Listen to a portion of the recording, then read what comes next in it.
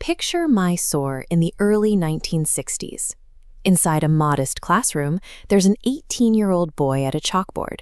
He's effortlessly breaking down complex physics problems, entirely unbothered by the fact that the students asking him for help are his seniors. He processes scientific theories with a speed that leaves the rest of the room behind. But off the chalkboard, his reality is entirely different. He comes from an educated yet financially strapped family. His father, an avid reader of English literature, supports a large household on a single high school teacher's salary. There is no surplus wealth here, only books and intellect.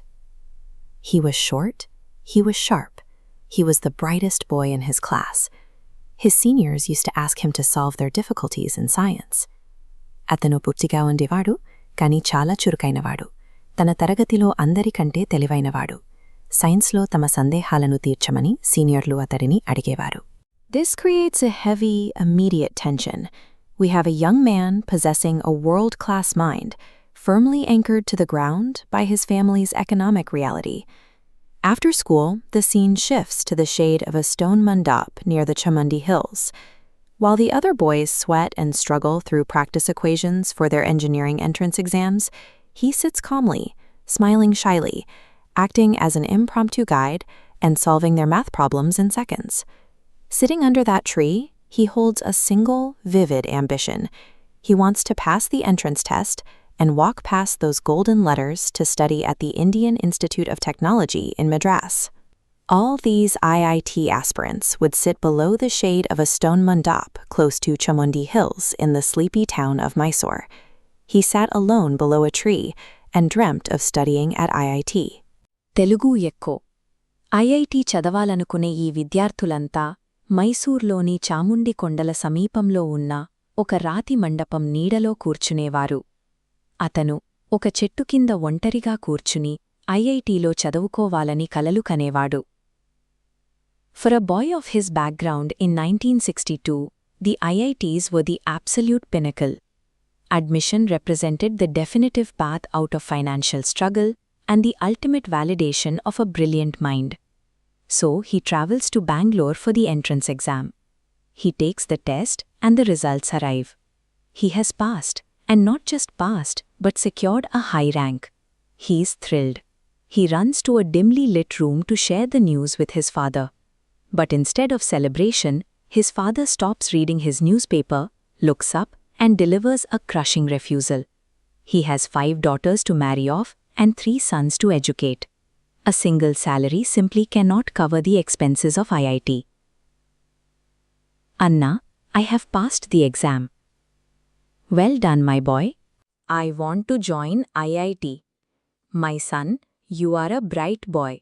You know our financial position. Anna, నేను పరీక్షలో పాసయ్యాను. షబాష్ నాయనా, నేను ఐఐటీలో చేరాలనుకుంటున్నాను. నాయనా, నువ్వు తెలివైనవాడివి. మన ఆర్థిక పరిస్థితి నీకు తెలుసు. The teenager's dreams turn to ashes right there in the room. But he is an introvert by nature. His heart bleeds, yet he chooses silence. He internalizes the devastation entirely, refusing to direct a single ounce of anger toward his family. It's a brutal realization. Raw talent and relentless hard work are sometimes utterly powerless against the immovable wall of socioeconomic circumstance. Faced with that wall, he has to choose between letting bitterness consume him or finding a different way forward. June 1962. The Mysore railway station is buzzing. The boy's classmates, the same students he tutored under the mandap, are leaving for Madras. They are loud, excited, and chirping like birds about their new hostels and courses. And he is standing there, completely silent, physically isolated from the group. As the train slowly pulls away from the platform, he politely wishes them luck. He stands perfectly still, watching the cars roll away until every waving hand disappears from view. The day came. His classmates were leaving for Madras. They have shared good years in school and college together. He went to the station to say goodbye. ఆ రోజు రానే వచ్చింది. అతని classmates Madras బయల్దేరుతున్నారు. వారు school, కాలేజీల్లో మంచి రోజులను పంచుకున్నారు. వారికి వీడ్కోలు చెప్పడానికి అతను స్టేషన్కు వెళ్లాడు. Try to imagine the psychological weight of that moment. He is physically left behind on the platform, watching the peers who relied on his tutoring move forward to live out his greatest ambition. As the platform empties, the monsoon sets in. It escalates into a heavy downpour. Yet the boy stands there motionless, soaking wet. In that silence, he anchors himself in the philosophy of the Bhagavad Gita. Your best friend is yourself, and your worst enemy is yourself. He understands then that the institution does not guarantee success. He alone holds the responsibility to change his life through hard work. He took that philosophy and acted on it. He worked relentlessly, shared his wealth, and eventually built a team of equals. That 18-year-old boy in the rain was Narayana Murthy.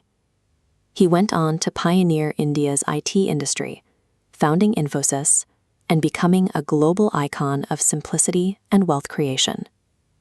We know the intimate details of this rainy day in 1962 because they were recorded by his wife, author, engineer, and philanthropist, Sudha Murthy. He became a pioneer of India's software industry and started the information technology wave. అతను భారతదేశ software పరిశ్రమకు ఆద్యుడయ్యాడు మరియు information technology తరంగాన్ని ప్రారంభించాడు. Today, he has become an icon of simplicity, uncompromising quality, and fairness. ఈ రోజు అతను సరళత, రాజీ పడని నాణ్యత మరియు న్యాయానికి చిహ్నంగా మారాడు. World-spanning success is never granted simply by walking through the gates of a prestigious institution. It is built from the inside out, powered by intellect and driven by values.